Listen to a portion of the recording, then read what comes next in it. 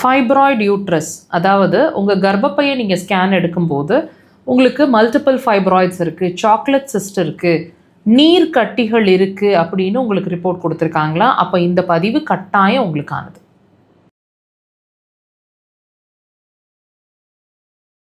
குழந்தை பேறு காலம் முடிஞ்சிருச்சு, அதனால் இந்த கட்டிகளோட கர்ப்பப்பையை ரிமூவ் பண்ண சொல்லியிருக்கிறாங்க, இல்லைனா இந்த கட்டிகள்னால பிரச்சனை வரும்னு சொல்லியிருக்கிறாங்க, அல்லது கட்டிகளை ரிமூவ் பண்ணணும்னு சொல்லியிருக்கிறாங்க. குழந்தை பேறு காலம் இன்னும் முடியல, இப்போ தான் கல்யாணம் ஆயிருக்கு, குழந்தைக்காக வெயிட் பண்ணிகிட்ருக்குறோம், அதுக்கு நம்ம லாங் டேர்மில் வெயிட் பண்ணி பார்த்தாச்சு, அப்போ ஸ்கேன் எடுத்து செக் பண்ணும்போது இந்த கட்டிகள் இருக்குது அப்படின்னு எங்களுக்கு ஃபைண்டிங்ஸ் வந்திருக்கு. இதை இந்த கட்டிகளை ரிமூவ் பண்ணலாம் அப்படின்னு சொல்லியிருக்கிறாங்க, சஜஸ்ட் பண்ணியிருக்கிறாங்க. எங்களுக்கு இது யோசனையாக இருக்குது. இப்போ இதுக்கு ஒரு கிளாரிட்டி கிடைக்குமான்னு யோசிச்சுட்ருக்கோம், பார்த்துட்ருக்கோம். அப்படின்னா கண்டிப்பாக இந்த பதிவை முழுசாக பார்த்தீங்கன்னா உங்களுக்கு ஒரு கிளாரிட்டி கிடைக்கும். நீங்கள் என்ன பண்ணலாம், என்ன பண்ணக்கூடாதுங்கிற ஒரு தெளிவு கிடைக்கும்.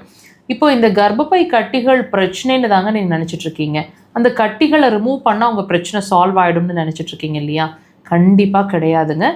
ஒன்று, உங்கள் கர்ப்பப்பையை எடுக்கிறதுங்கிறது நல்லதா இல்லையாங்கிறத நீங்கள் முடிவு பண்ணிக்கிங்க. ஒரு ஆர்கனை ரிமூவ் பண்ணுறது நல்லதா தேவையா இல்லையா அப்படிங்கிறது, அதுக்கான சைடு எஃபெக்ட்ஸ் ஏதாவது வருமாங்கிறதையும் நீங்கள் யோசிச்சு முடிவு பண்ணுங்கள்.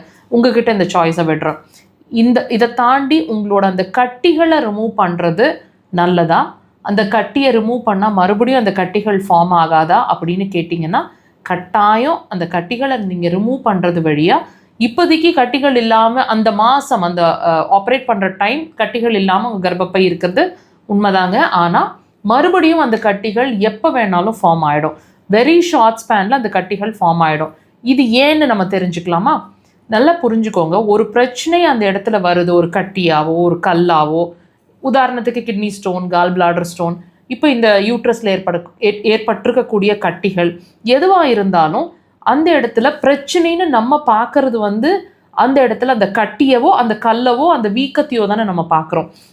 அதை உற்பத்தி பண்ணியிருக்கக்கூடிய, அதாவது அந்த கட்டிகளை உருவாக்கின விஷயத்தை நம்ம பார்க்க தவறிடுறோம். இதுதாங்க ரூட் காஸ்.